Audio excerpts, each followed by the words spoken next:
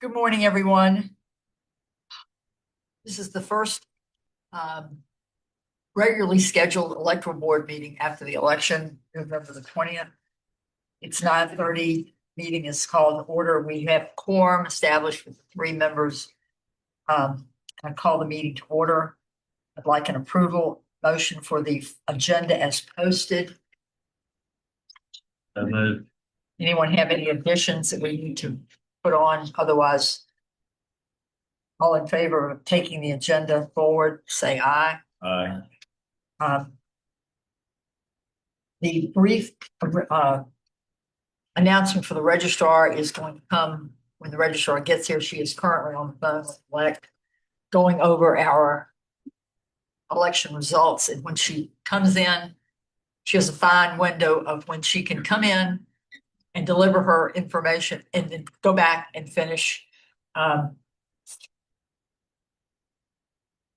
Jim Heilman and I were there helping her yesterday, pretty much all day, Jim. Going through, re-going through, and the upshot of, and she will explain this as in greater detail as she feels that she needs to. When the localities submit their results to the Department of Elections, then the Department of Elections has people who go over it again. And apparently a change, not apparently, but a change was made a couple of years ago to include undervote tallies, meaning how many people did not vote in a particular race. And those numbers, thank you, Lauren, those numbers had to be posted on election night. And in the busyness, did you notice how I've looked for the right word on that? The busyness of election night, some of the undervotes may have been either typed in or not saved. The process of election night, enhanced election night reporting. If you talk to the 133 registrars in the Commonwealth, you will have so many expletives that we would not begin to be able to count them all. On the election night, enhanced election night reporting, it is a kerfuffle. But if you're putting in changes, you have to save it at one place. Most of us would think, okay, it's been saved. Oh no, you have to then save it in another place. And I suspect that what happened, although I don't know because the registrar was entering the election night, both registrars, as a matter of fact, we had two. And I suspect that that's probably what happened. A one number, one undervote didn't get saved. And so, bless her heart, Janelle is going through all of these tapes to reconstruct, to find as I said, they're mostly undervotes. So she'll come in when she gets off the phone with elect, but that's the upshot of where she is. As you know, we always have time with this electoral board, and I think we should be duly proud of the fact that the Albemarle County Board has always accepted public comment. There are boards that do not. We think the public is entitled, certainly to be at the meetings, both electronically and in person, and that their comments are welcomed. So at the beginning of our meeting, we have open comment by anybody who wants to make a comment. We ask that you identify yourself, and if you have any affiliation to an organization or party, you disclose that, or any other information. And I'd like to make a comment before that. And that you have a 3-minute period. We also invite comments while we're in the midst of discussing something. Makes sense to me and to this board that if you got a comment about something we're about to take a vote on, you ought to make your comment before the vote's taken rather than at the end of the meeting, which is how they do it at other places. But before I forget it, Jim, I see your hand. I want to ask everybody we have a very long agenda, as you see, and a short time to get through it. So if we can all be very cognizant and careful to be recognized before we speak, then we won't talk over each other and everybody can hear what's being said. I'd like to also welcome our legal counsel, Andrea Rugi, that I see is once again on our call. Thank you, Madam Counselor. We really appreciate all of the work that you have done for this board and for the Commonwealth and for the county. Much more than you ever thought you were going to have to do when you accepted the job in Albemarle County, but we appreciate your standing up and helping us. So I think we need a round of applause. Thank you. Thank you. It's my pleasure. Thank you, ma'am. Oh, she's blushing. Jim has a question or a comment. First, I do have one little Okay. thing, improved minutes by October 30th there, but also we have the November provisional. Provisional. But the comment that I wanted to make is that when all is said and done, it appears that Albemarle County had a 63% turnout, which somebody told me was the 7th or 8th highest in the state. So congratulations to the voters of Albemarle County for turning out in such great way. Okay, that's all I wanted. Okay, the open comment is here. Oh, wait a minute. Before we go to open comment, this nice lady has reminded me that I have a public service comment, Chairman's prerogative. Public service comment from the Albemarle County Extension Office. I think we want all of our voters, all of our citizens, but particularly our voters, to be healthy and to be aware that their drinking water, if they live in the county, probably comes from a home owner moderated and functioning either a well or a cistern or a spring. And the Extension Office in Blacksburg offers testing in all counties. Not all counties do it every year, but Albemarle County, the Extension Office in Albemarle County with Kerry Swanson has worked very hard, very, very hard to get testing for our well water. It's usually done in May, but this year they had some reorganization in the lab in Blacksburg, so it was done in November. It will be done again in May next year. 200 kits have been allocated, and then another 200 kits will be available in November. So Albemarle will be one of the few counties to have 2 testings a year and a lot more. We've really worked very hard on that. And I will tell you that you want to probably get into the May testing, particularly if you didn't do the November testing this year, because the testing next year, the kits are going to be returned the day after the election. I think that's a correct date. I'm not sure. It's either before or after, but it's right at election time. So those of you who are working the elections, test your water in May. Thank you very much for that. It's important because you don't know what's in your water unless you test it. And you don't test arsenic. You don't test mercury. You don't test copper. You don't test E. coli, all of which can do you great harm. Sorry, Jim. Go ahead. Okay. Open comments for everybody else. Thank you. Nobody's got a comment or a question? Yes, sir. My name is Tom Bowditch, and I live in Earlysville. And I'm not a registered Democrat, I'm an independent. But and my interest in coming here is, I think the 2026 midterm will be conceivably one of the more important elections in the country, in the history of the country. And I think also it may end up being a contested election because of the vast and increasing importance of the outcome of that election to the current administration. So my interest is in seeing how a local board like this prepares and contemplates the possibility of contention in the election, if they do envision that at all, and what measures and activities are undertaken to better protect the integrity of the election. So that's my interest. Thank you for your comments. I will tell you that the Albemarle County Board endeavors in any election to have free, fair, safe, and legal elections. We work very hard. And it doesn't matter if it's a soil and water election or congressional or presidential. We show the same respect for all elections. So I would allay your anxiety on that. Thank you. Thank you. Any other comments? Anybody on the electronic media? Do we have soil and water coming up next year? I don't know. We have it, I think it's a 4-year term. Okay, but it's one of those vote for two when you've got 3 names and people have to be very careful when they mark. Lori, did you not want to say anything about your report?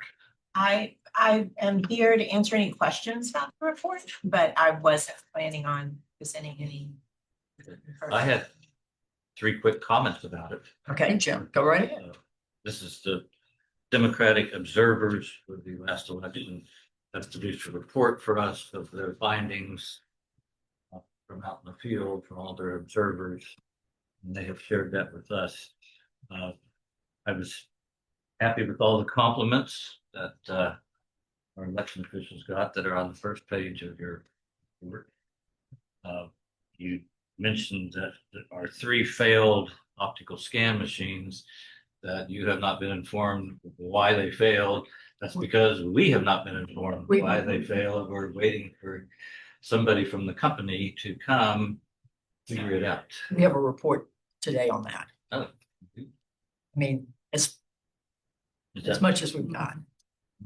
I think I should clarify, I know it's mechanical and it was not, my understanding is not on the part, it wasn't user error. It was- No. Right, and I want to be clear for the public that it was not due to anything we did to them. Our tech Or person, any outside influence, because there could not be any. Exactly. our tech person has a theory that it had to do with the thumb drives, but it's just a theory. Because That's what I heard. the message on the machine was a message she said he had never seen before.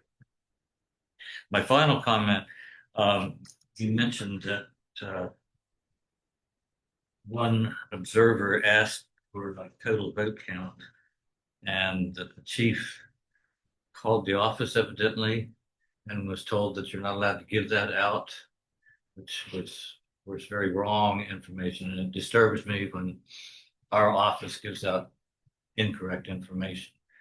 I just wanted to mention that part disturbed me. I don't know who in the office said that, but wasn't right. Clearly, since the public count is in view of all of the public who walks by the machine to cast a ballot, it's available freely to anyone who asks.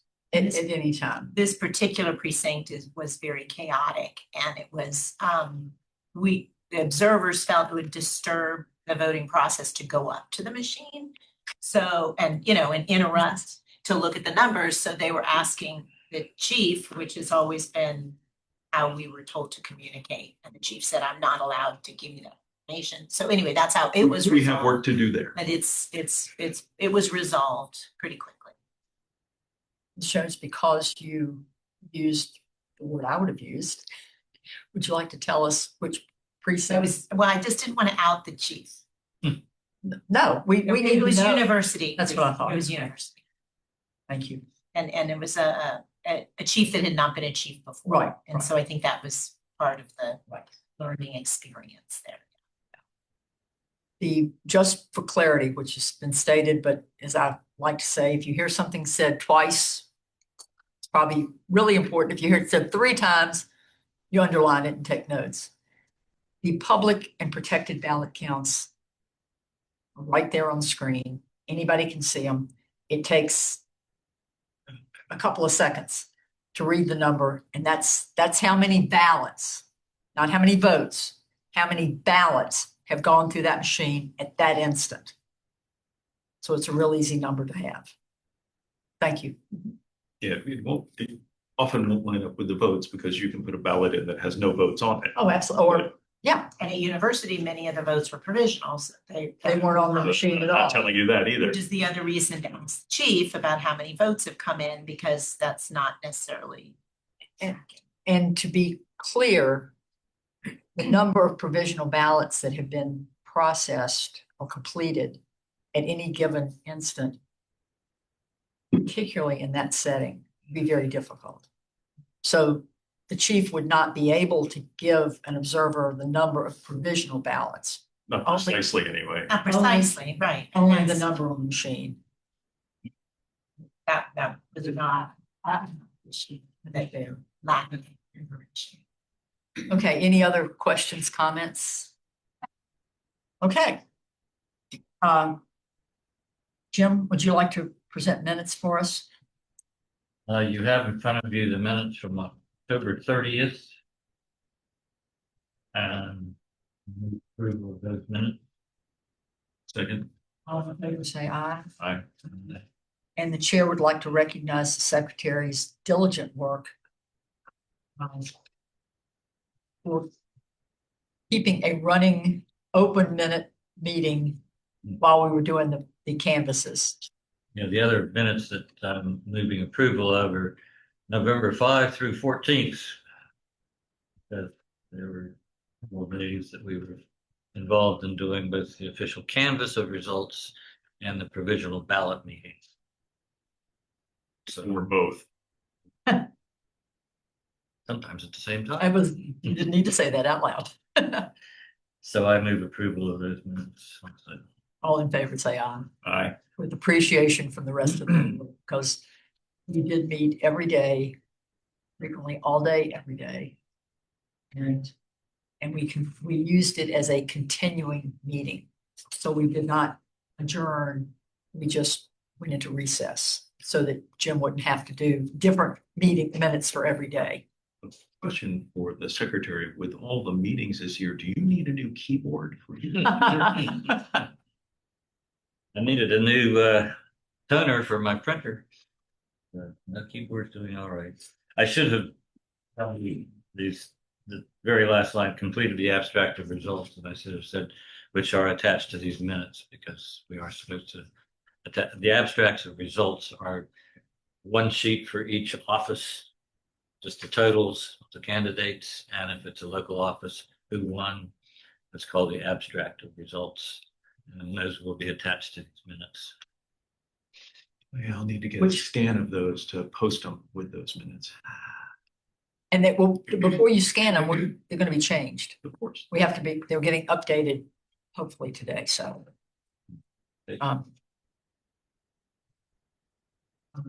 But I would respectfully request that the elections office accounting reports be delayed until Janelle can be here. Is that okay with you? Let me give you the one report I have on Okay. that. Maybe we can put it to bed entirely. I was speaking with Janelle about this earlier this week. She's ready, willing, and able to produce those reports. Asked that we could start that at the next meeting. That's what I plan to do. Okay, You're talking about the list maintenance now. No, No. this has to do with where's the money going? Oh, finance, finance. Yes. The ADA inspections, I can report that we have collectively, board has done all the inspections we need to do.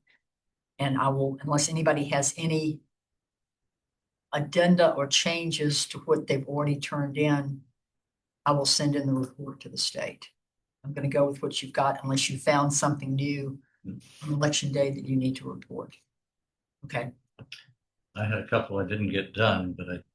do you remember which ones where they are? Because I thought they were covered otherwise.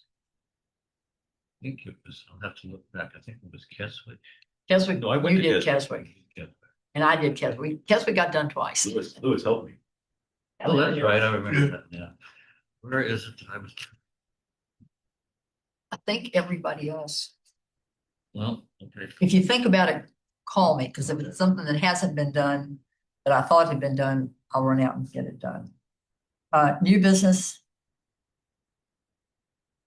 Electoral board policy on EO assignments, Ducky. Yes, we have this attached to our minutes. It's a one pager front and back. I'm trying to capture here what we actually do. So that that can be communicated to all intended, so that there are not any confusions about putting EOs into our database, taking EOs off of our database.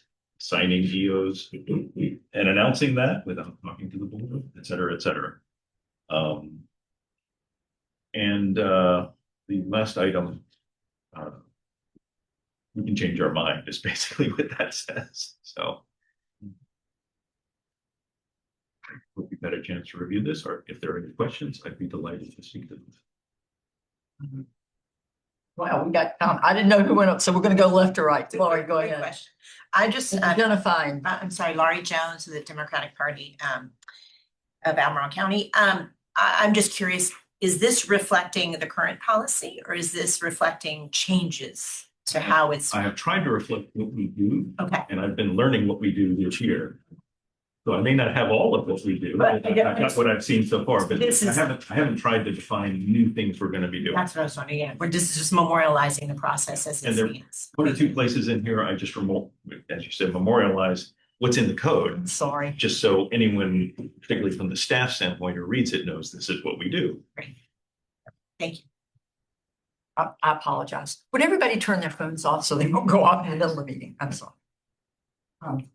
Was, Yeah, I think Rick, Barry had a question. Yeah, Rick Garnett, Republican Party. Yeah, just two comments or questions. Number 5, was it here? I'm Yes. wondering if you should refine the wording here because the way it's written, it could be interpreted that if you only work for 1 year, then you won't be reappointed.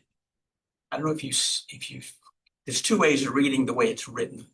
great. Not worked for the past 2 years. If they Yeah, haven't worked for the past 2 years, maybe the word past. Yeah, would some way clarify. just to make it clear that That's good. I knew what Yeah, you were you getting worked at. last year, but you didn't work the first 2 Right, years. right, Yeah, right. gotcha. I would comment if you don't mind. Mhm. This is a new document. Right. The board may have seen it, but we haven't deliberated on it. Okay. And so I think in one of our EO meetings, so maybe it's done in closed session, maybe it's done in a planning session. We need to sort of go through this. I Okay. don't think we can do this in a closed meeting. No, we can do it in a plan. We can deliberate on it and it's gonna take some time. I think we have to deliberate on it in an open. We can do meeting. that. Then I would submit that we hold this for further discussion unless you have other comments until our December meeting, just so we get a chance to digest it. That's Is there any okay. other I mean, it questions? came kind of quick on the heels of a lot of other stuff and you've been very productive. Used a lot of stuff. I I'd had like to give it its due. I had a question on number 4. Yes, sir. Actually, it sounds like we want 2 lists from the election manager. Actually, we want 4 lists. Because we've got the 1-year appointment list. Those to appoint, those to not reappoint, and the 3-year, those to appoint, those not to appoint. It basically is. I'm sorry, Jim, could you say what you just said again? 1 year, people who have 1-year appointment, whether they go forward to a 3-year. The people who have a 3-year expiring, When addressing that issue, that's another issue. okay? I was addressing the issue. The elections manager will bring to the board 2 2 lists. lists. Yep, I got And I'm that. saying actually 4 lists. Those recommended for 1-year appointments. So those are those- new people, Well, that gets to that's what I'm another issue. asking. Sticking with that, and those not recommended for appointment or reappointment. And the 3-year list recommended for appointment and not recommended for reappointment. And we don't do 2-year lists. We did that at one time. Yeah. And I don't believe that our newest people, for instance, the people who just served November, already gotten it out yet. They don't automatically go, at least in the past, they haven't automatically flipped to a 3-year appointment. No, Some of them maybe do, but some of them just get re-upped for another 1-year appointment because we usually like to see somebody in action for more than one election before we do that 3-year appointment. So that might be made clear. so now we're up to 3. What's your 4th list? You said 4 lists. 3-year appointments recommended for reappointment, Got it. 3-year appointments not recommended for. Okay, okay, And okay. then what- You're separating, yes, what, okay, got it. I'll rewrite this. We can- I had one more question. Please, Two questions. please. On item 12. I got a question about the last sentence. Where Board, it basically says you would limit it to distribution outside the board. Yes, the entirety of the database would include a lot of personal information that should not be distributed. Okay, so to clarify, the chair of the parties would be able to get the full list of the names of all the people who have been appointed and not appointed, but not all the personal information. That's item 11.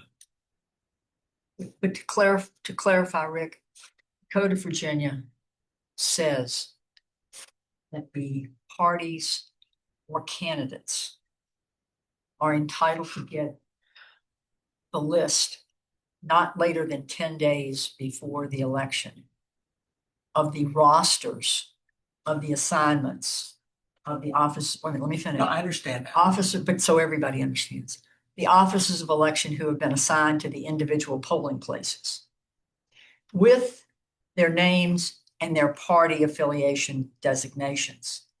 The code further in that same section earlier says, as you know, that the list of appointed officers of election shall be available in the registrar's office as soon as they're appointed. Meaning that when the electoral board votes on either reappointment or a new appointment, those people are not immediately, but within a reasonable period of time, the next day, whatever. All of those names are added to the constantly increasing list, we hope, of officers of election. And that list with the name, all that list is the names, Clarabelle Wheeler. It doesn't give any other information about me. And that list is available to the general public. So any of you could walk into the registrar's office or send an email to the election manager and get that list. But the list that's available not later than 10 days before the election has the names of the officers, their party affiliation, and the assignments to the party, to the polling places. Right. Let me clarify, Bucky, my question. Number 11 seems to indicate it's only including the people who have been assigned. Number 12 talks about those who have been assigned and not assigned. So I'm trying to make sure that number 12 includes the chairs can get the full list of everyone who's not only assigned, but not assigned. So we know who didn't get assigned. The general public has that list. The general public is entitled to that list. The assignments. No, That's what I'm talking. I'm talking about assignments, not approvals. I'm talking about who got assigned to work in a precinct, which we get just before the election, right? not later than 10 days. Right. But number 11 seems to talk about those people who were actually assigned to work. Number 12 doesn't necessarily include the people who were not assigned. See what I'm saying, Bucky? I see I exactly. just want to make sure that the chairs have access to the list of both the people who were assigned to work and were not assigned to work, who were approved election officers. Just to clarify that. I will, Name and party, is that what you're? Yeah. No other identifier, no private. The only time, to your point, the general list of officers of election, of people who have been approved, appointed by the board to be officers of election, does not include their party affiliation. Correct. It's just the names. The party affiliation is not available to the general public. It's available to the parties or independent candidates, period. Candidates. Yeah. Part, yeah. Yes. But further to your question, and Alex brought this up to me before this election, because we were wondering, we're getting calls from people such as yourself and others for officers who had not been assigned. And it seemed several months back in the summer, back in the spring, at some point before we started getting into this election, the election we just had. There were people who had been appointed by the board, but their names had somehow gotten lost, gotten misplaced. We don't know what happened to them. That's the spur for this And policy. that's why this needs to be written. Right, I understand. And that's why I bring it up, because we No, thank you. as a I'll party, look we at this language. try to, if we see someone wasn't assigned, but we know they were approved. If they weren't assigned, we're trying to find out, did they not turn their paperwork in? Exactly. What happened to those people? They're on vacation, you know. Yeah. The other question that you may ask is that because of policy privacy or privacy information,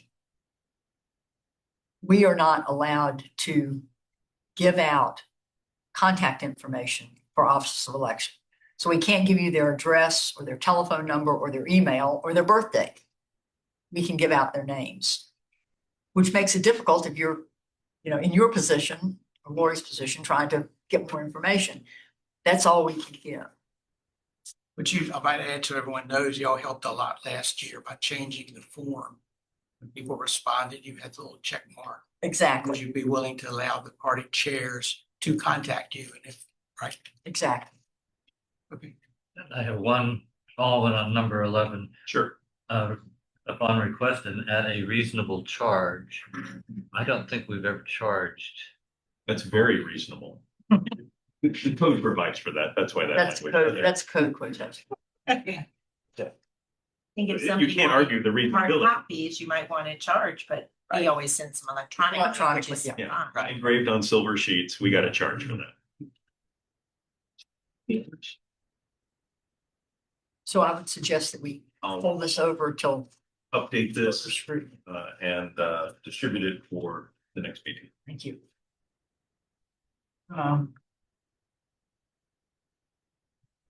Hot wash plans, logistics agenda. The hot wash is a term that the Albemarle County Board has been using, to my personal knowledge, for 5 years, maybe longer. It indicates an after-action review by the people who participated and the people who helped them.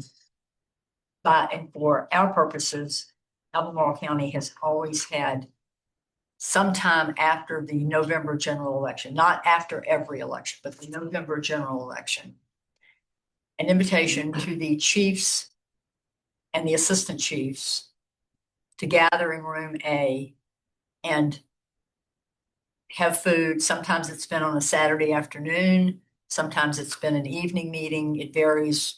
We've tried to make it as soon after the election as possible before people's memories fade of what they really needed to do. So we try to do it in December, hopefully not getting into the snow problem in January. And all the chiefs and the assistant chiefs are there to learn. The board is there to learn so that the officers can tell the board what they saw, the good, the bad, and the ugly. And the board can tell the officers along with the staff, the registrar staff, what happened that they saw. And it's a big learning after actions review. And it's usually fairly well attended. I was pleased to find the term is actually in Wikipedia. Yeah, I was. Oh, really? It predated, that term predated Wikipedia. Originally was a military term. I'm sure that wasn't in Wikipedia. So we were having our hot wash on December 4th. Yes, That is a weekday, so I assume we were having it in the evening. correct. The last one we had, I think it was the last one. It was after the November 24 election, yes. We had I'll call it a cocktail hour, although no cocktails were there, in room B. And then marched everybody down to room A for dinner and talk.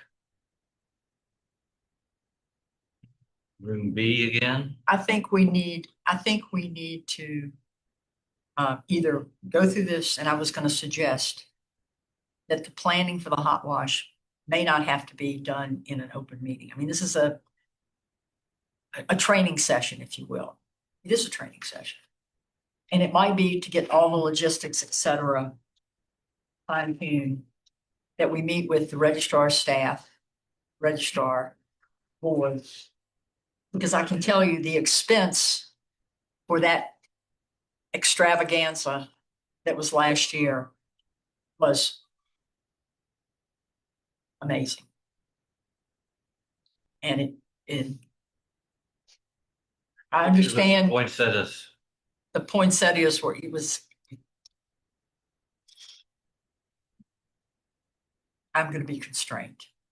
I think that we need to talk as a board on how to orchestrate, how to make sure that we give the officers information, but more importantly, I think the officers need to give us information. And I see officers and chiefs here.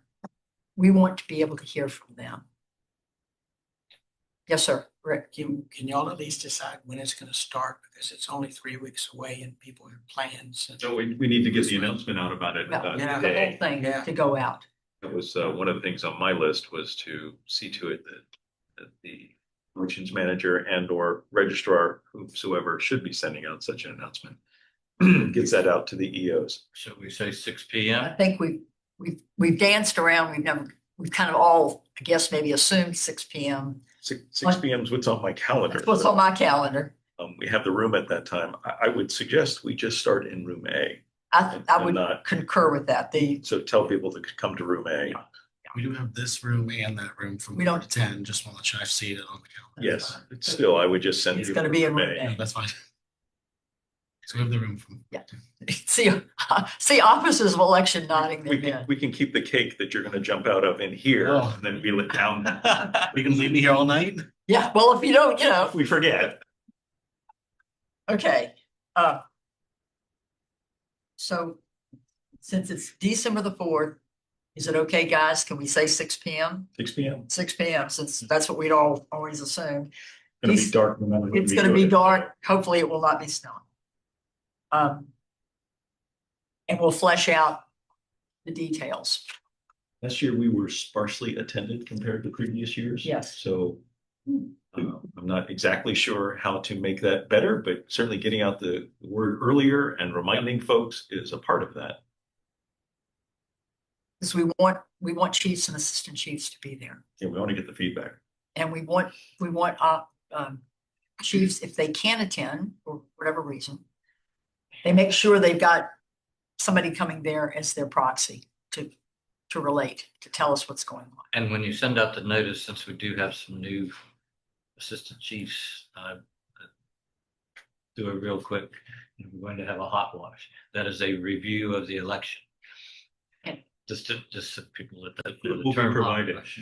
Food will be provided, but not a bacchanal. Yes, Lewis has it. Yes, Yes, I'm sorry, Louis, I can't see. what That's you're okay. raising. Two questions. The place here or, Room A. Room A. okay, all right. Yeah, well, no, we wouldn't all fit. It would be very uncomfortable here. Alex, I would suggest that we all look at, we look at whatever you send out because we sort of approve that. Okay, anything else? Hot wash related? Okay, Unless we want to set a time to go through what we're going to I present. think that's a great idea. I would suggest that we have a working meeting. I know next week is Thanksgiving, but the week after that is 4th. Yeah. So we're kind of, cramped here. Well, let's see how Your soon, pleasure. how soon we conclude this meeting. I know you've got a heart out. You're a member of the Optimist Club, aren't you? I would suggest we're going to have a couple of other things that we need to do as a work group. And maybe, is everybody going to be in town? Don't anybody throw anything. Monday or Tuesday of next week, board members. For FOIA purposes, you need to give 3 days notice. Yes, ma'am, I understand. This is to Today- prepare educational materials, Andrea. If This it's is a work not, session, if it's a work session, it's a public meeting and we need It's- three business days. The term work session was inappropriately used. I should not have used that It's to word. go over some slides that we're going to use for teaching our chiefs and assistant chiefs. This is a teaching. So if we set it for Monday or Tuesday, even if you called it, this is let us get organized for this teaching session, because that's what a hot wash is. It's a two-way street of teaching. Okay, board members. Oh, and Andrea, you are invited. If you have things you want to teach folks. Okay, the 24th or the 25th, The gentlemen. 24th at 11 a.m. I am scheduled to get my new windshield. That's important. We're not standing between you and, no, And no. they say 2 to 3 hours. It's a fun So thing. They have good coffee, Jim. I know, I've been there before. I could do it before then. Let's not back it up into your windshield. What's the 25th look like? Tuesday. 25th, I'm working Okay, all day? pretty much. See when do I start? No, that one I started at 11:15. Because it's the same problem. Okay, does anybody have anything on Well, the 26th? I'm not gonna spend more than an hour on this. You do that first thing in the morning, You want to do 9 o'clock on the 24th? 25th, Tuesday, the 25th. Oh, okay, we're both to Tuesday. Okay, I've got both 24th and 25th. Windshield dentist Ooh, which day is your dentist? on the 24th in the morning. Okay, we don't do that. So We the don't do that. 24th, Okay, not a good day. unless 25th. we did the afternoon of the 24th. You won't be able to talk and you may not be able, okay, I'll 25th, be able to talk. 25th. It's never been a problem. Okay, the 25th at 9 o'clock. Going once, 25th at 9 is good. Okay. 25th at 9 o'clock. Wait a minute, what time do you need to be on the mountain, Jim? You want to start at 8:30? No, I don't want to start any earlier. than that. I know. I knew that's what he would say. I didn't have that much to do, but okay, 9 o'clock. 9 o'clock. Okay.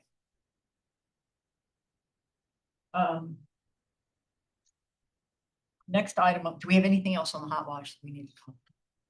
Okay. This is an item that we've all discussed, but it's got my name next to it. And Councilor Jones brought it up as delicately as possible. We need to talk about University Polling Place, number 202. I would be less delicate than the able counselor. And I would say that when I went in there,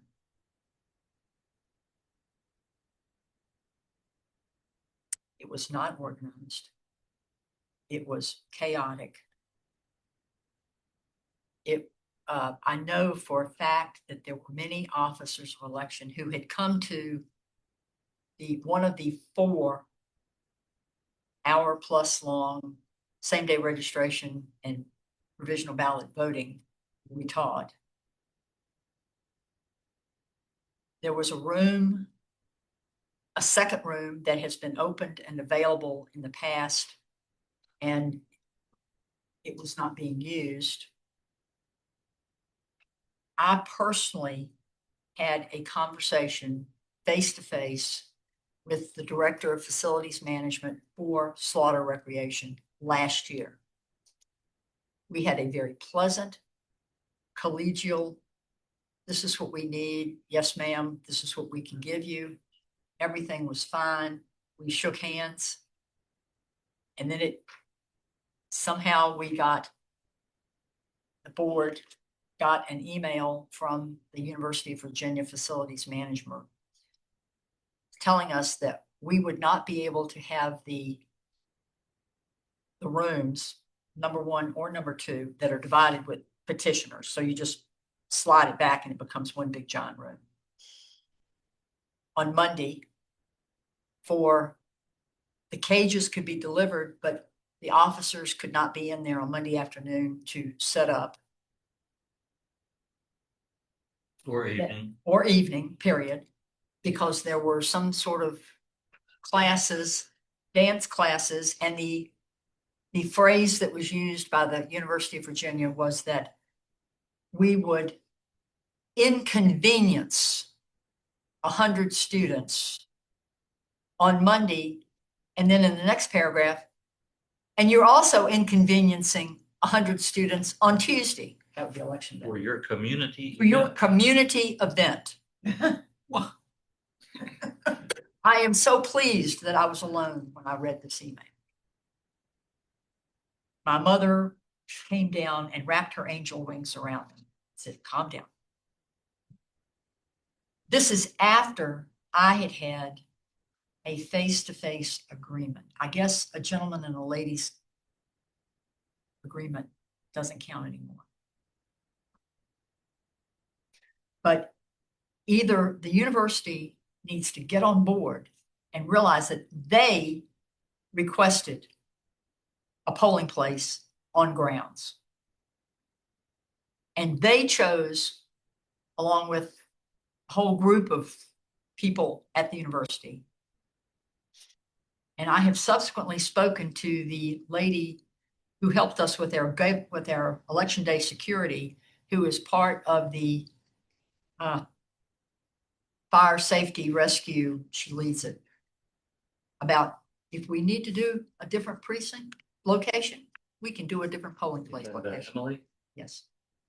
We are, this polling place where there were, I believe the number was 564 provisional, 563, yeah. 563, 564. Seen so many numbers in the last, they're bleeding. At the request of the university, so their students can find the polling place. I think the board really needs to evaluate.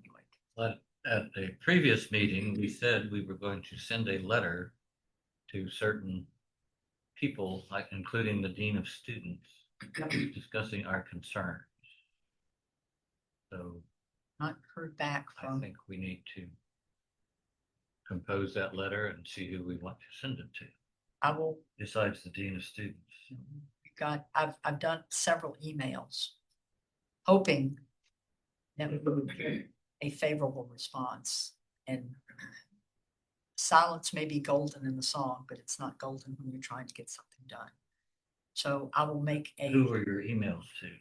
well, I talked to the safety lady. I talked to the guy that was the facilities manager, hoping that he would understand and we wouldn't have to escalate. And I haven't gotten a response. So I'd like to send a letter to all the people. The university's sort of busy with other shiny objects right now.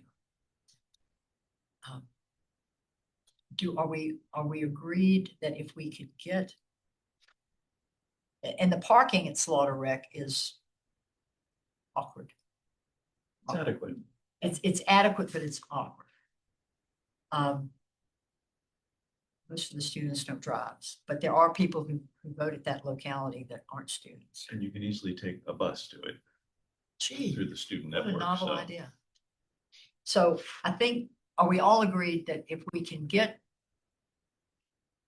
Slaughter Rec to give us the room for Monday afternoon, Monday night, and all day Tuesday, that we should make every attempt to leave it at that location? Does that sound reasonable or not? before we go to that conclusion, in talking to the officers there, Mhm. the setup time on Tuesday morning, some of them got there at 4:45 to get things set up. They were actually set up quite quickly, and it was only a couple of them. But- So my thinking is, like many precincts, perhaps there is no setup they need to do the day before. So this doesn't seem like the point where I would pitch my stand and say we've got to have that or not, because the need to have a facility on the university grounds somewhere to serve that population is pretty high. I would say that the setup for that polling place was inadequate.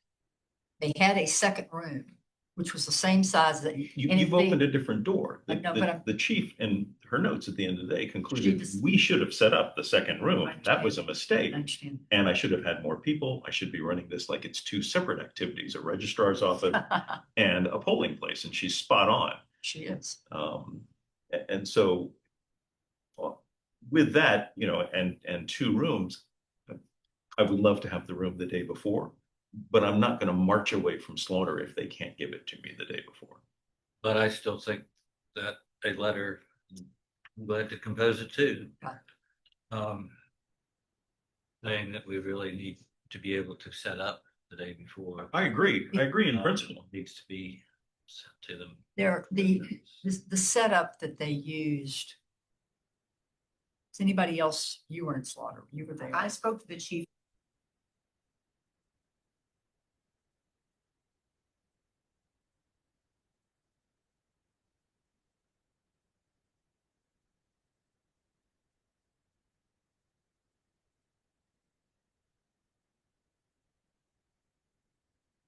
Walked in and saw it was in one room, and I was there early in the morning and it was already busy. Jammed up. Isn't jammed up yet, based on how Yes, late sir. in the afternoon, because the students don't roll, out that room. 8 a.m. But class. I knew, and I said to her, what happened? Why are you in one room? And she said, well, I don't think we need the other room.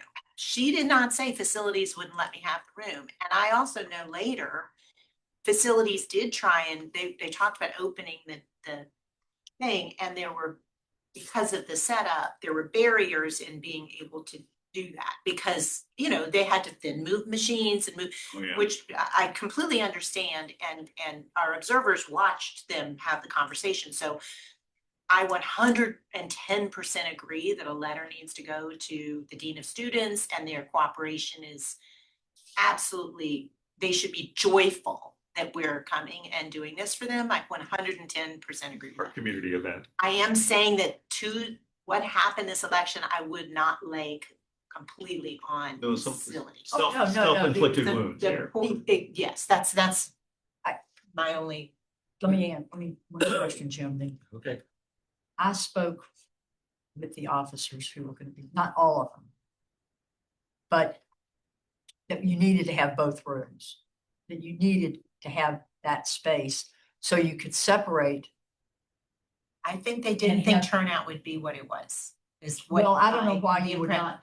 I agree that it was a poor conclusion, but that was when I talked to the chief, I said to her, we fought to get you a full room. Yeah. Because it used to be in a smaller room, Yeah. like this is a big deal to have the big room, and she said, I don't think we need it, and okay. By the end And of the we've day, used- Step off, and I said, good luck. Jim, go ahead. I have several comments. One, it was chaotic, but I think it was controlled chaos.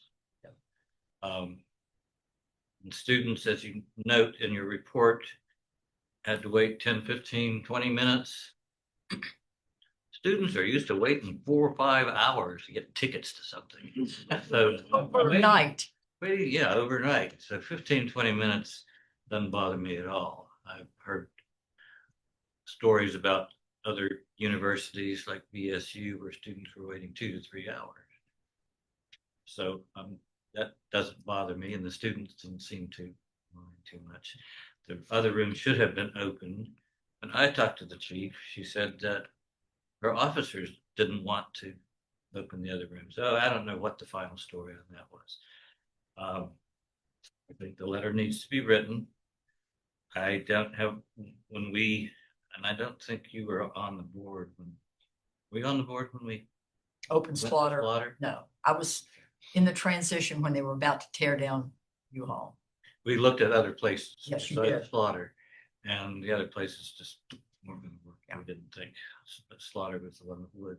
What I would like to also do, I'd like to meet or talk to the chief or assistant chiefs or electoral board of the city, because Venable, which is no longer Venable, what is it now? Sorry?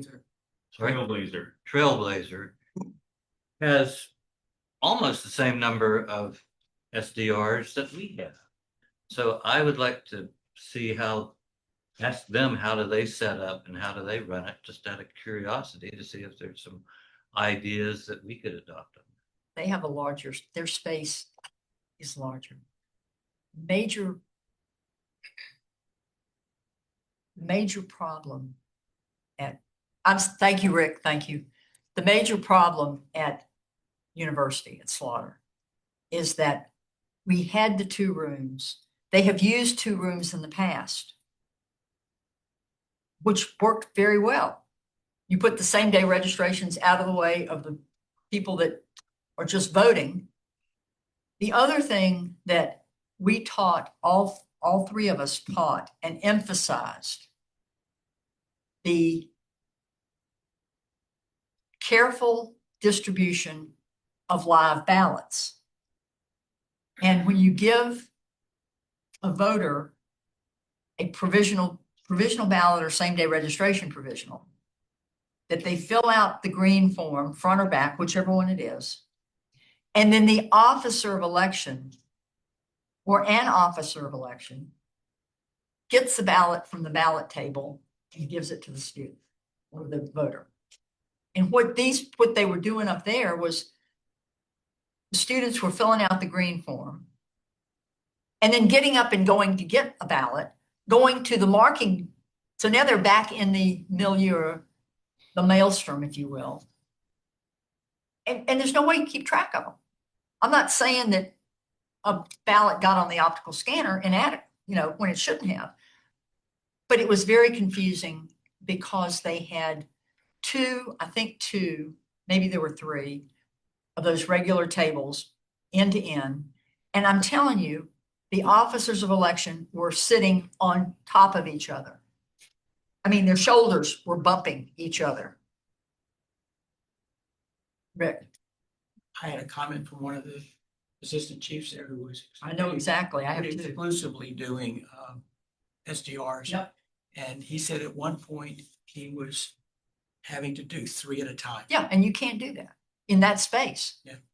If you had one officer at one table, you got a voter here, a voter here, a voter here. Maybe you could manage 3 at a time. Maybe, but certainly not when all you've got is this much space. Well, let's see what is We have a actionable. comment. Peyton was very much in worker. The wait time you refer to, that does not include the processing of the same day registration. Correct. Wait time is. It's wait time to get into the polling place. Thank you. The other, to their credit, they did have a very nice, bless her heart, officer of election who was outside in the line when they came in the building. And mercifully, it was a nice, beautiful day, so nobody was out in the rain. And she was going up and down the line, reminding students that they needed their social, if they're doing the same day, they need their social security, they need their address, and it would be really nice if they had an ID. Back and forth, back and forth, back and forth. There was another woman, officer of election, who was actually running between the same day registration provisional ballot tables and the ballot table. And she was doing a great job. But then the student would get up and go to the carols where they were voting. I think that it would be a really good idea for this board, while all of this is fresh in our memories, to meet with the university officers, chiefs, and assistant chiefs, in as many of those who can be there. This is not a cast aspersions, tell you what you did wrong. This is, how can we make this better? What do you need to do your job? And if we try to do it during the hot wash, we will be there all night. And it's specific. And to it's specific to It university. doesn't pertain to any other polling Exactly. place. Well, as I started to say, what do we have here that's actionable? You say you're going to compose a letter. Yep. You can share that letter With everybody. So free edit. I say I want to talk to the city. Find out what they've got going on. Find out what they're good. What I'd like to do is draft up my idea of what the layout ought to look like and how they ought to run it. So at least we have something to throw stones at when we get together and look at this. And you may or may not find that in writing, but we've done that when you had the two rooms before you got on the board. Clearly, it, Yes, it but got lost. I I agree. do something in writing. I agree. The other, on many occasions in this board meeting, or a board meeting. Yes, ma'am. Amber Baker, just, I mean, my precinct had what I thought was a lot. Provisionals, You did. I was gonna say provincial. Provincials. We had 45 and I thought that was a lot. 500, I cannot even. I can't Almost even 600. Imagine that, cannot imagine that. I'm assuming that they have certain people that are assigned just to do SDRs. How many people do they have? I cannot imagine that. They had This is, 16. this is where I was going. They Let are me, just assigned to do that? no, Yeah, let me, 16 let me go back to what this board has heard. Because Yes, I agree with you completely. if you ask me, would you go to university? No, I would not. And I had to beg, literally beg, They need to have. somebody to go to an university. Enormous team, because nothing but SDRs. We know that. And when we were running up into this election, there were 9 officers, 9 assigned to university. And I said, oh, no, that's not enough. We need to have twice that many. Just for. And SDRs. was told, oh, no, that'll be plenty. Just for- The former Let's chief leave said the no. past in the past, But we- because we but- can't change it.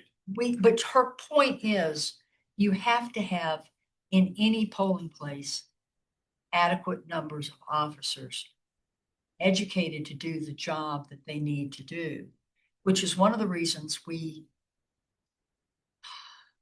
encouraged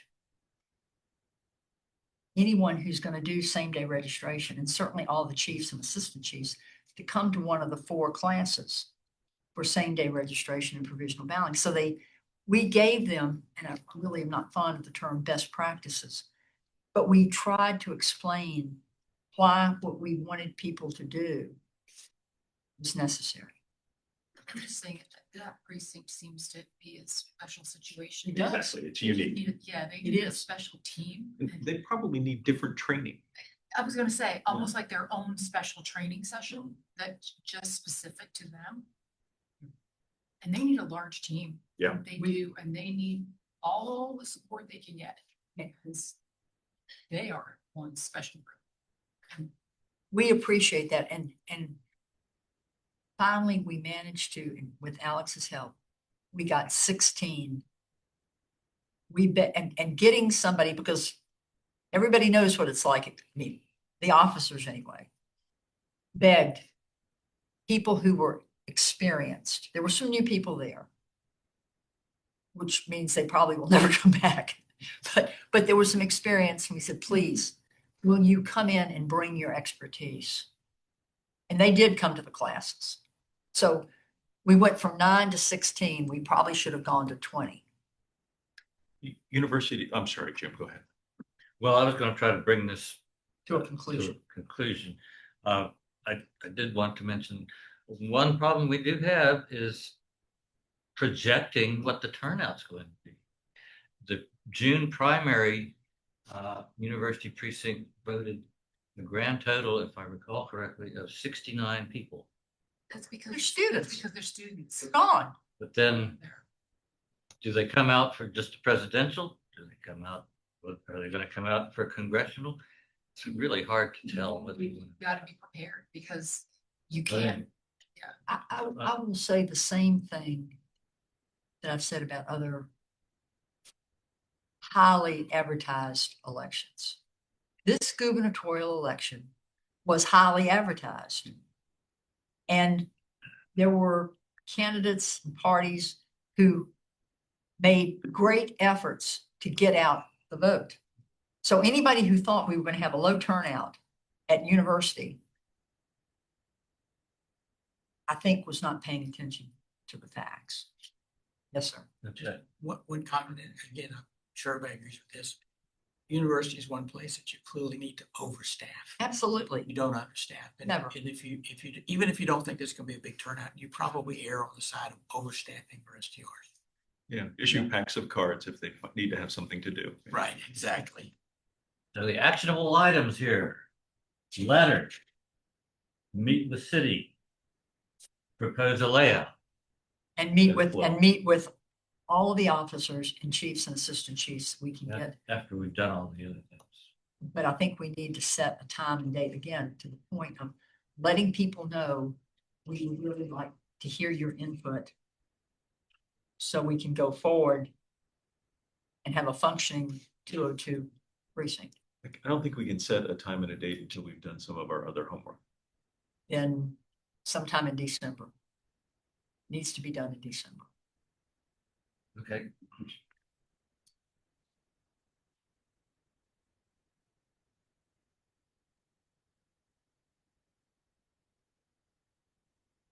Okay, next is election day reports, and I'd like to call the registrar, see if she's hopefully been released from a limit coming conference. Other items, does anybody have anything else they would like to put? And this was, I Yes, sir. said, two quick comments. Sure, please. I was trying to get to the website for the registrar's office, Mhm. and I know there's been a lot of changes. Is there going to be an update for who the new officers are? You mean officers of election or members of the board? No, not the board, of the office for the registrar's office. Yeah, Oh, yeah. people who work- The people Yeah, who the- work, that's why The we're, slacker who updates the website just hasn't gotten it. Okay, I couldn't find it anywhere. So. that's why we want the registrar. The registrar is in the process of hiring staff. She's been hiring staff. Job descriptions, which need to be updated. I don't want to steal her. But her name isn't even on the website. That's what. Right, it's right. saying. I know. Nobody, it's Yeah. just, That's. this is how you vote, this is how you do this, is how you do it, and nothing else. Yeah. Just to be clear, I didn't take the previous registrar's name off of the website. There just wasn't a place to put it. That's why it hasn't come up in the things I needed to update. Okay. But yes, this clearly you should communicate who your registrar is and how to contact them. And then the final comment is this right here, with this election is over with, you got new governor now. What is the process now for the electoral board to be moving forward? I know if you're already on the board, you got to finish your term, but what does that look like? The code is very clear. You're asking about the electoral board. Yeah, with the new, Okay, you're changing. The code of Virginia is very clear about how electoral boards are staffed. They're all 3-member boards. They all serve, each member serves a 3-year term. The code says that the party of the most recently elected governor has 2 members of the board. The party of the candidate who received the second highest number receives 1. Right, okay. Both the vice chair, currently Bucky Walsh, and Jim are in positions that have nothing to do with that distribution. I'm in the position that is tied to the governor's race. So I will go off at 11:59 p.m. on December the 31st, and a Democrat will come on at 12:01 a.m. January the 1st. The party, the Democratic Party, Thank sorry, you. Jim, will send 3 names to the circuit court judge by the 15th of December, no later than that. Say, please choose one of these 3 names to be appointed and sworn in to the electoral board. We begin the term for 3 years, January the 1st, 2026. And that term was changed by the General Assembly several years ago because the term used to start March the 1st, which was very awkward in a presidential primary year because you'd have a brand new electoral board members beginning their term the day before a presidential primary. Ideal. So we backed it up. The General Assembly took the advice from electoral boards and backed it up to the 1st of January. So that's, So those names will go forward to the chief circuit court judge, and the circuit court judge actually makes the appointment. Okay, so would that person automatically become the chair with the board No. choose who they want to be? Our No, first, the our first code, meeting in January, we will reorganize and decide who is chair, who is secretary, who is. Okay. and at that meeting, the code further says, Jim uses the correct term in the code, reorganizational meeting. The three then current members will decide who's the secretary, who's the vice chair, who's the chair. The chairman and the secretary should not, according to the code, should not be representatives of the same party unless one of those people says, nope, I don't want to be the chairman. Nope, I don't want to be the secretary. I want to be the vice chair. You can't make me do anything else.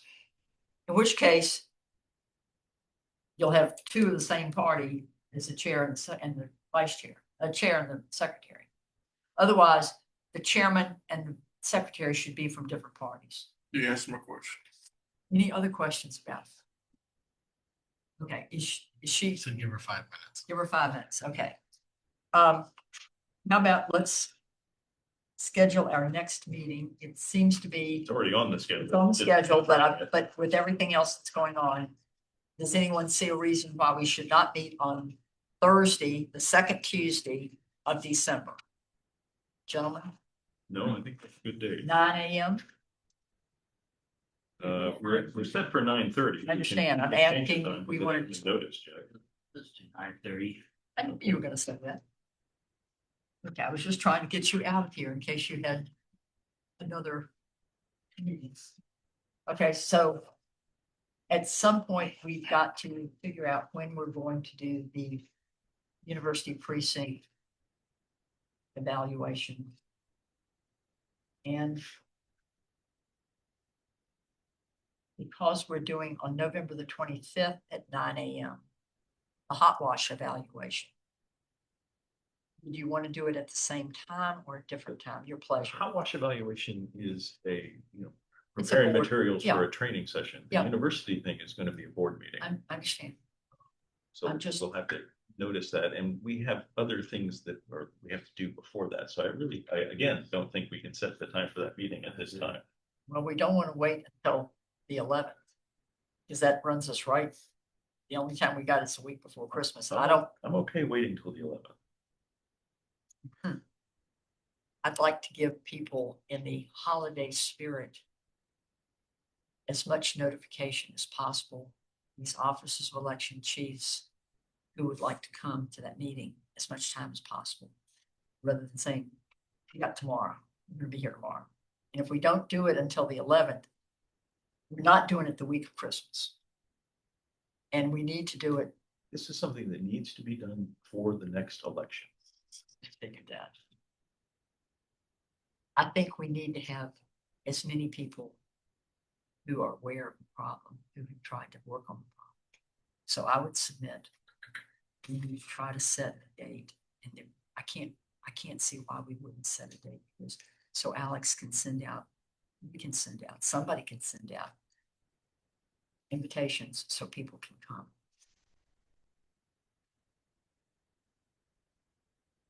Certainly not before the 11th, and I don't. Well, how I'm about, not so sure that shouldn't be until closer to the next primary referendum or whatever. Oh, Lord, yeah, referendum. again, I think we need to have people who have been in the precinct and seen it. And if you wait until after the 1st of January, at least one member will be highly disadvantaged, because that person will not, unless it's somebody who's been an election officer or voted, probably not voted, but that person will be at a disadvantage. And it gives the dissipation of vivid memories. I don't see any reason why we wouldn't have it. If You you could have want, it on the if 11th. you want to put it on the 11th, I'm okay with that, Okay, but let's not go through a long dissertation of all their problems. I would limit it to no more than. It's not a castigation it's not session. a cast, a it's what an do we do? education. I'm afraid it turns into that. No, no, I It's agree. not. It should not be a castigation And session. I think there should be a time limit. Jim, No I more think than it's, half an hour. I think you can solve problems in here. Thank you, Rick. I know where you're going. I could hear my voice getting quiet. Thank you. I think the people who work in that polling place need to have a voice. They need to know that this board has seen the agony that they endured and have equal opportunity to voice it. I totally agree with you. I just think we gotta not make it go on forever. Well, I don't think it should. So let's add it to the agenda for the 11th. Is everybody okay with that? You want to put it at the end of the meeting, beginning of the meeting? I would put it at the end of the meeting. Because it's a work group, just, Not a work group. it's not a work Use that group. term. I'm sorry. Part of a meeting. It's part of a meeting, and that way they can be here. I think. Yes, ma'am, Ms. Jones. Oh, I'm sorry, go ahead, Jim. I think probably better towards the beginning of the meeting, just if we're asking them to come to a meeting and they come at 9:30 and we don't get around to discussing them until 10:30, we won't be so happy with that. So I think It's an old Fine. business item. It'd be the first item in Put it your old first. business. That's fine. Okay, yes, ma'am. Just clarification. So this conversation is going to take place during the board meeting? Yeah, Yes, there's really sir. no other way to involve all of us and them. Yeah, I didn't know if there was going to be a separate board. No, meeting. no. Thank you, ma'am. Okay, so please join us.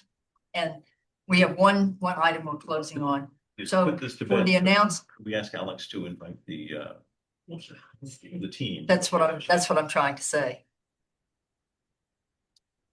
Alex, if you'll send out an invitation and let us see it before you send it out to all the offices of election who worked on November the 4th at the university, and advise them that we are going to have an electoral board meeting beginning at 9:30 on Thursday, December the 11th, and that we will put them at the top of the meeting.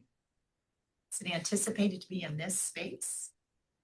We may Make try a to mental get, note to see if there's another room. Yeah, okay. I think we want to have A lot the of room people. across the hall. And if you could check and see, and if you can't, I've got an inside number to the person who actually controls the room to get room B boy. Thank you. Okay, Madam Registrar. Yes, so excuse me for coming in. That's all right. We've explained that you were on the phone with Elect, that you've been straightening out the numbers that were reported, that most of these were simply undervotes that were not reported as undervotes, which were votes for nobody. Go ahead. So now, again, thank you. So I wanted to let folks know just about a little bit about what's happening in our office since I've been here. So we found out during the election, as we brought people in, we didn't have enough place to put them. So we are reorganizing our internal space, in order to suit everybody when we become full staff. When the interim registrar and I first came here, and then Alex was here, there were only 3 of us that worked full time. And so everybody else was a part-timer. So I have several jobs to fill. Those will be posted before the year is out. We'd like to go into the new year with the full staff. That means we have 5 full-time people, 2 permanent part-time, and then some other people working temporary part-time. So we're looking forward to that.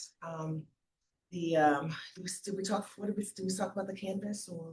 No, we did not. Okay, gotcha. What else do you want to know? Do you, I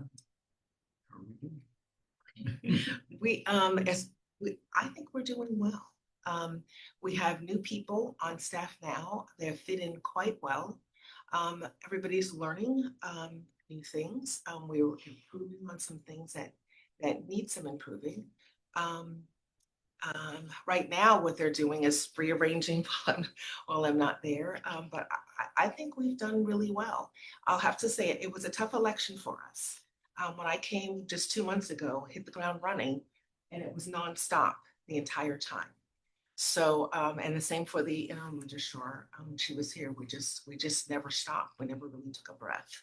So now that we're in the the stage where we're reviewing the results. We've slowed down a little bit, but we really won't be done. We won't be finished with everything until our abstracts. Those are the results that we send to the Department of Elections are completely finished, and the State Board of Elections certifies.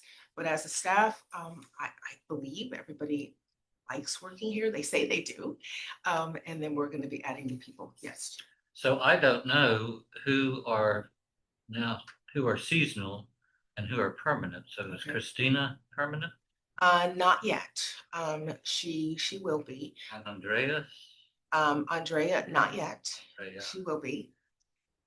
Yes, we have, I can tell you our permanent part-time, Elizabeth Sugg is permanent part-time. Brooklyn Eubanks is permanent part-time. Seasonally, we have Andrea, we have Christina, and we have Sharon. You say seasonal. Yes, Oh, okay. yes, That's seasonal, seasonal. yes. Christina, Andrea, and Sharon are seasonal. So I'll be working with HR to rewrite some of our job descriptions. They're a little bit uneven. And then as well, maybe since we'll be able to have five full-time people, I'll be able to spread out the work a little bit better. I think some positions are overloaded because of what was needed when there was a registrar, and I'll be able to even out. There's I'll be- so many different. Yes. And so people who are familiar with folks in the office, you'll see new people, and you're gonna see new, some of the same people doing different things. So that's gonna change dramatically. Yes. I didn't hear Brenda's name mentioned. Brenda is seasonal. I'm sorry, Oh, thank you okay. for saying that. Yeah, I'm sorry. Brenda, she's a seasonal part-time. She's seasonal. Yeah, she's not permanent. And that's her choice. Yes, it is. Yes, it is. So, go ahead. Hi, and good luck. Can you just explain to us the difference between permanent and seasonal? Yes, Layman's language. yes, thank you. The permanent part-time, they get vacation time, they can accrue vacation time, they can accrue sick time, and they are guaranteed a certain number of hours a week. It's a set number of hours per week. They can go over, but they will at least have those. And temporary, it's just on an as-needed basis. There's no guidelines governing how few hours they get or how many hours they get. Our seasons are election seasons. Yes, absolutely. In the election run, I had people that you all know. Yes. Can you say again the number of time, 5, and including my position. the number of permanent part-time? 2.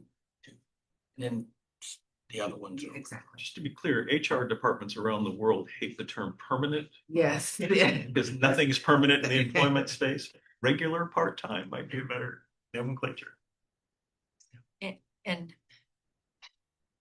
please tell me if you'd like me to not go down this road, Go ahead. but this is your office. You're the registrar and director of elections. You know the work that needs to be done better than anybody else. You know what jobs have to be completed in what order. And therefore, that's the reason you are rewriting the job descriptions. Because some of the job descriptions may have been written by HR, who, what do they know?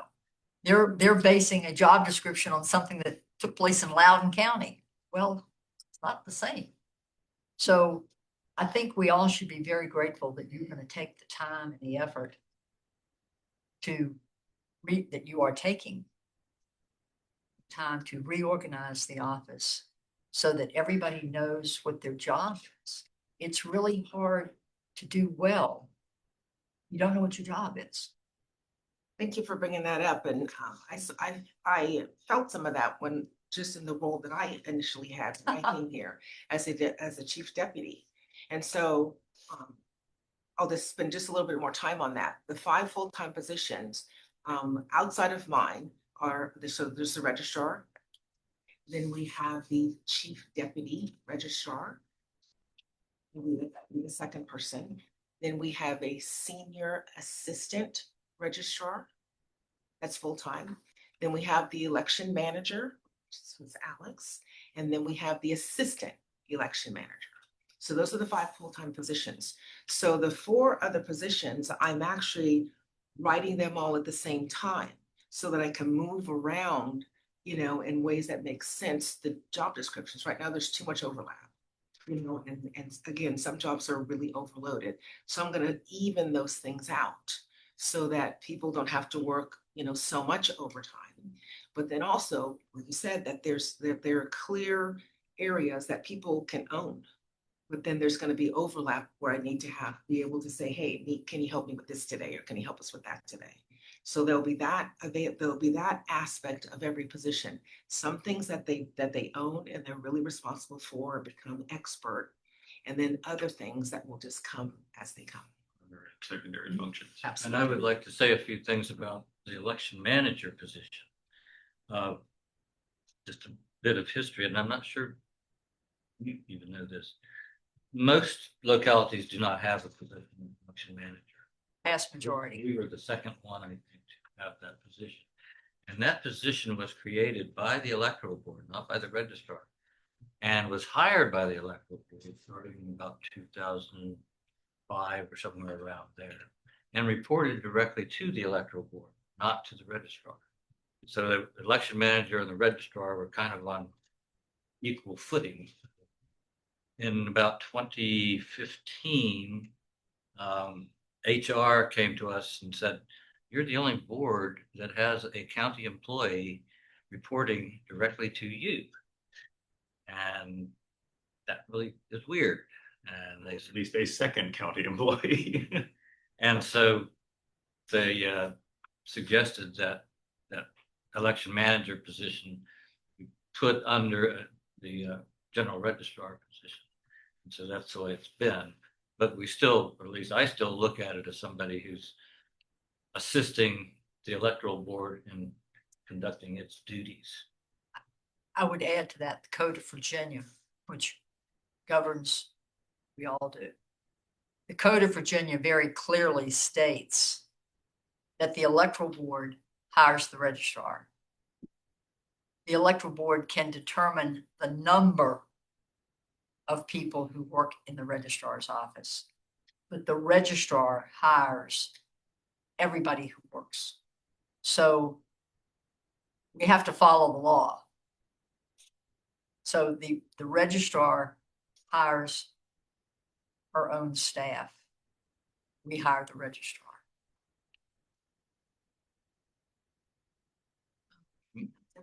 Yes. Any more questions? Oh, sure. Did I understand you correctly that Albemarle and maybe 1 or 2 other places are the only localities that have an election manager? Correct. Yes.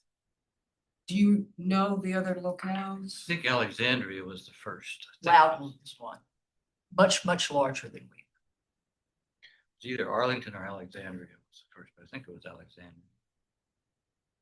You've got really dramatically different sized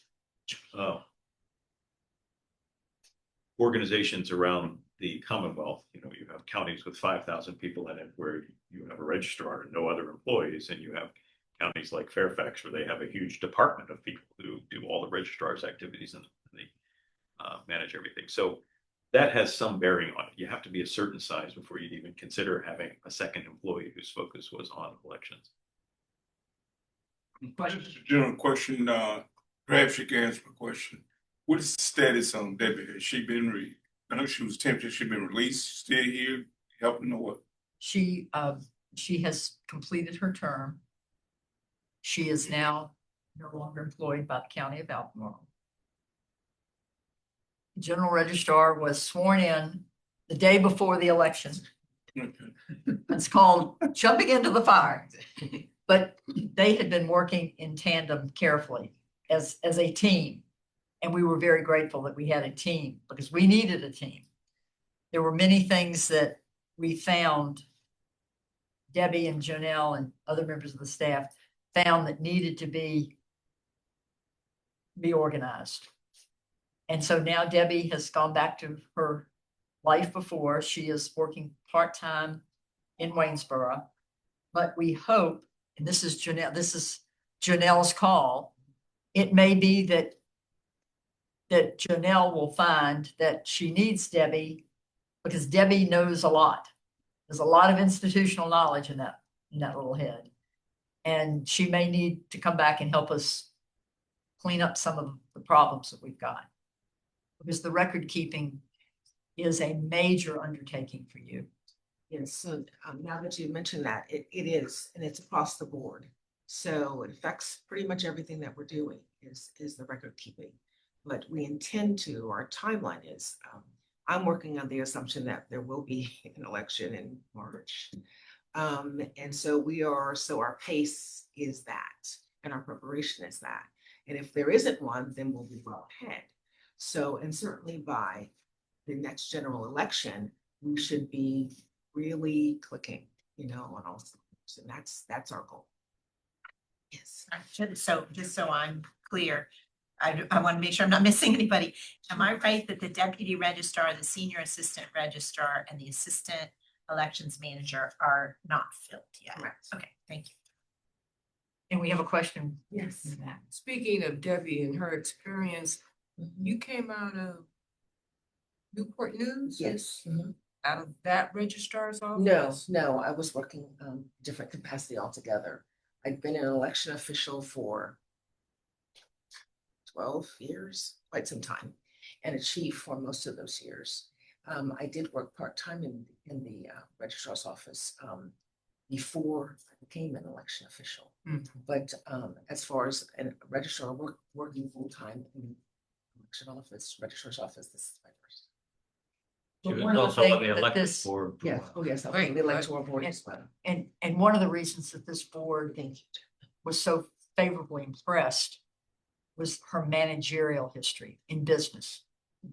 Managing large numbers of people in office settings that were in many respects time constrained, deadline specific. So you got to provide, you've got to perform, you've got to have your information in. And she did that for many positions. And on the electoral, And on electoral. Yes, and out the, of Newport News again? yes. And the field that Clarabelle is talking about is I was a journalist for many years. That's my first career. There was another question. And very facile with spreadsheets and financial accounting. A lot. Okay. Mrs. Moore, do you have any further action you need to take with regard to closing out the canvas or the provisional meeting? Yes. The abstracts will need to be rerun, all of them, and then you'll need to sign. I think we do that in the context of a meeting, and this is the meeting, so perhaps you could prepare those so we could do that before we adjourn. As soon as I can clear with, the information has to go back to elect. That's why I was working on. And then once they approve it, then you can sign. Yes, well, we'll just keep the meeting going as long as Okay. we can. Or we can take a leave. And come back, Recess. do a recess.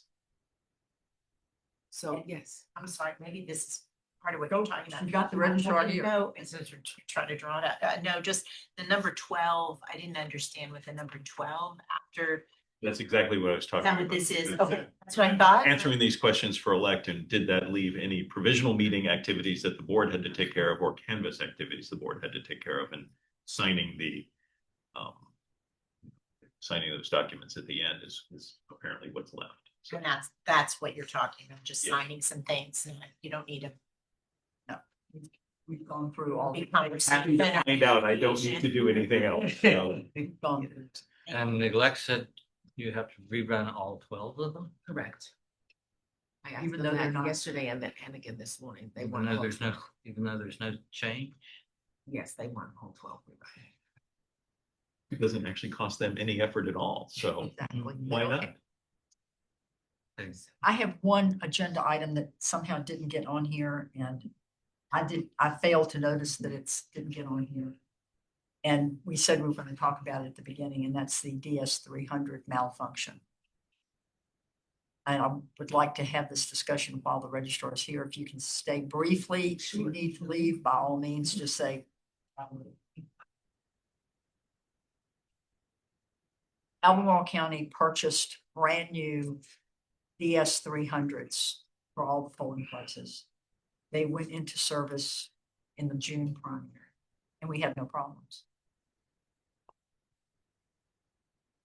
We did the LNA testing with a representative of ES&S with us for all of the machines. We fortunately had a machine we determined that we could do with one machine in each polling place, one machine in the in-person absentee, and then in cap, one machine for the pre-processing and election day cap, one machine for the delayed after election day returned mailed out absentee ballots for Friday afternoon, and a machine for the provisional ballots because we expected more provisional ballots than we thought we were going to count by hand. So those were additional. Plus we had additional backup machines, which went through the complete LNA testing for all precincts so that you could put a ballot from any polling place in any of those. And we thought we were okay. And then early before the polls opened, one of our DS 300s didn't open. Fortunately, it got fixed and it opened and it did not have any more problems. Then about 8:30, I think it was, a DS 300 in the middle of voting had started. Ballots had been placed into the machine and a warning light, a warning message that nobody had ever seen. None of us had seen it. The ES&S representative didn't know, but the problem was that was a warning light that said you can't use this effectively. I'm not going to. Your only choice was to shut it down. You couldn't get it fixed and continue. So at that point, Alex found one of our extras that we had, and it went to that precinct, which was Mountain View. No, Polygon. Then about 11 o'clock, whoo, same thing happened. Another warning, can't use this machine, shut it down, no more voting. And that was at Mountain View. And we had another machine to go into place. Then about 2:10 in the afternoon, Baker Butler, which is a very busy polling place. Same song, same warning. I was there for two of those. I think Bucky was there for one of them. I was at Mountain View. You were at Mountain View. I was at the others. And we got another machine. Poor Alex is driving around in his car delivering machines, and I met him in the parking lot and we got the machine out together and rolled it in. And I devised, giving out instructions for everybody. This is how you have to handle the emergency ballots. We all know that the DS 300s and all optical scan machines in Virginia have an emergency ballot box. The Code of Virginia and the best practices is that you don't count those ballots until the end of the day, because if voters see you putting ballots into another place, they become upset. So you wait till the end of the day, and two offices of election, 1R, 1D, put the emergency ballots through the machine, whatever machine you're using. But because there were so many ballots that either had already been voted or were voted while we were trying to get a new functioning machine, you had to open the machine the same way you would open any machine at 5:30 in the morning. You open it up, you run a confirmation tape, configuration tape, a zero tape, public ballot count is 0, and you start feeding machine ballots in. They waited until the end of the night. They filled up the ballots in the emergency ballot box. Then we had these big black boxes that locked, that had a slit in the top that used to be the emergency ballot boxes. that had information in them that we used as releases. Took all that out. They were emergency ballot boxes. And nobody really knew what happened to any of these machines, but there were a lot of questions, a lot of phone calls, a lot of blah, blah, blah. Bottom line is, those 3 precincts worked incredibly well and diligent. Baker Butler Chief did not get back in until 25 minutes after midnight because they had a lot of ballots they had to feed. And despite what you may hear about the DS300s, they may print tapes more quickly than the 200s, but they don't process ballots more quickly. So it's slow putting them through. And someone who's done it is nodding her head. So they got those back.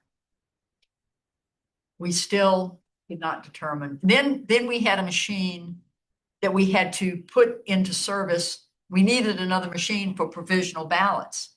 So we did the board members did an LNA testing to get a 0 for that tape, for that machine, so we'd have a new tape. Okay. We're saying, okay, what happened? So I called the president of ES&S, whom I know. Hi. Emails back and forth. We have some questions. Please help. And I talked to him. And it turns out, from talking to registrars and electoral board members around the Commonwealth, there were other places in Virginia that had problems with the DS300s at the June primary. We did not. But we didn't know about those problems. Nobody said what they were or that they even existed. In the course of doing the LNA testing for the new machine that we needed to do for our provisional ballots, the ES&S representative said, oh, well, you need to have the light blue USB sticks. Bucky and I looked at their, what? Light blue. Actually, what he said was Carolina blue. Because all the sticks that we used when we were doing LNA testing were dark blue. I thought they were black, but apparently they're dark blue. So when we did the LNA testing for the replacement machine for CAP and for the provisionals, we had a light blue stick and it works fine. So I've talked to the president of ES&S yesterday. We had a very pleasant, we need some answers. We're here with 3 machines that had to be shut down and replaced in the middle of an election. And we need to know why. And we need to know why we were not advised of the problems that other localities in Rico.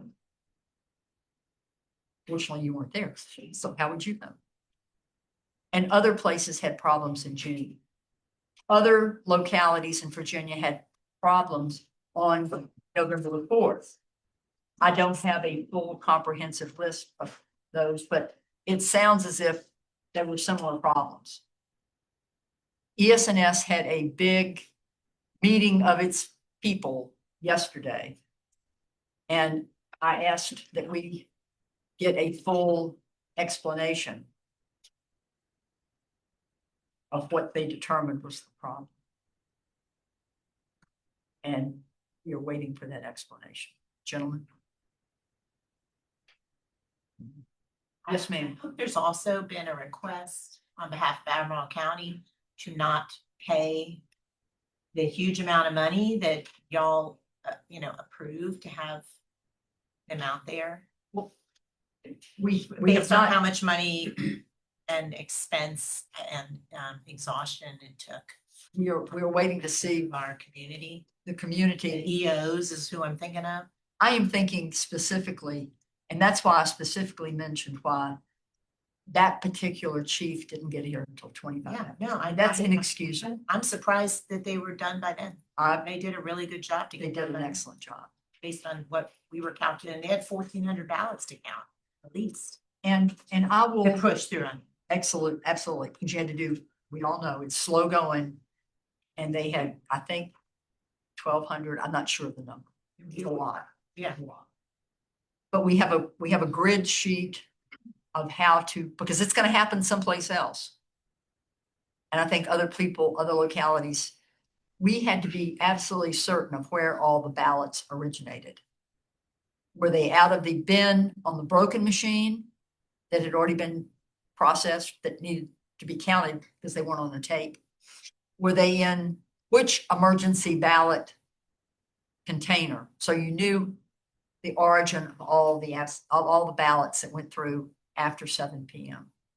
But to your point, we are waiting to see what their explanation is before we enjoin, is that a good legal term? Before we enjoin them to give us compensation. The other thing that I would like to use the right word. This board never approved the purchase of the DS-300s. We were not consulted. And Jim and I were on the Well, that board. ship had sailed. I understand that, but I'm answering No, her I'm question. merely talking about the amount of money that I know y'all hired the representative to be there on site, which was a good thing, but I'm just encouraging you as a community member to ask them if they would reimburse that. And we agree. Money. That's all, not talking about DS-300. Dovetailing with your efforts, I had in mind with some input from the registrar, a list of actions that we needed from ES&S in writing to them earlier this week, and was speaking to Tyler yesterday as he was getting ready to go into this meeting, saying that he would guarantee it would be a topic of interest, and we should expect to hear back from them very shortly, at least an outline of what the plan is, if not the full plan. And Okay. I would note that, thank you for that. And that's why I went to the top of the. Because Tyler's a salesman. He's not a technician, as you have pointed out on many occasions. I'm delighted to know you did that. Yes, sir. On the sticks, 2 questions. Are these not generic thumb drives? Are they specially designed thumb drives? And what is the difference between a blue, dark blue, and a light blue stick? The way it was explained. I can answer part of that because I haven't said anything for a long Please say. time. Yeah, by all means, chime in. We had thumb drives that we have been using that we were told we could continue to use, even though the company provided us with a whole new set of thumb drives. But they said your old thumb drives will work. And so we were using our old thumb drives. So we keep sending those back to them to reconfigure. Yes. And one to your, I'm reading behind what you said, one would assume that when you buy new equipment that's been upgraded, the latest and greatest, you would think, and in fact, ES&S did upgrade their new USB sticks. We just didn't get them. Confounding the question a little bit is the fact that the Soul machine that was in early voting, we ran 17,000 voters through that machine. No problem. Other than getting a little ink, on the scanner on day With 2. the old sticks. With the old stick. With the old stick. Worked just fine. So we don't know. Okay. we still have questions. Lots. Okay, yes, sir. Was there a representative from ES&S here in Yes. Almore County? And- On election day. Okay, should that have been a troubleshooter? Well, he was. He was there, but he was unable to fix the problem. We've commonly had him, we commonly have 1 or 2 machines that show a problem. He goes out there, he fixes it. This is the first time I've known him not to be able to fix something because he'd never seen this message. Are we, Do we have does the registrar need to say anything? Would you like to say anything on this issue? I think you covered. Get back to what you Would would you like to get back to this? Thank you. Thank you for being here. and we're ready to go into executive. We are. Unless anyone else has any other comments or questions. Okay, then we will go into executive session. Thank you all for being here, and thank you for your time.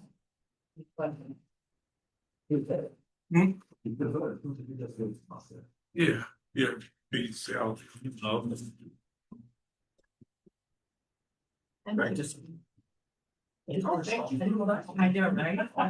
you want to call, if you would drop off, it would be great. Thank you for coming. They'll come back in 6 weeks. Make sure you're. Okay. See you later. Told them about it this morning.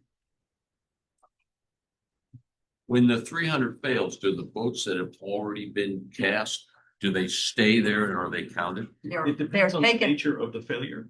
This particular failure, That you didn't shut down and you couldn't get the results from it. So you had to rescan those ballots And take them out and put them in another machine? at the end of the day. Okay, so they were counted. Yes, Oh, sir. yes, sir. And we had them count, we knew how many were there. They were held out. We have a spreadsheet that shows how many came out of the machine ballot I bin, see. how many were in the various emergency ballot bin. And you're still waiting for resolution on the Yes, sir. failure of 300? Yes, sir. Okay, thank you. Thank you. Thank you. Thank you.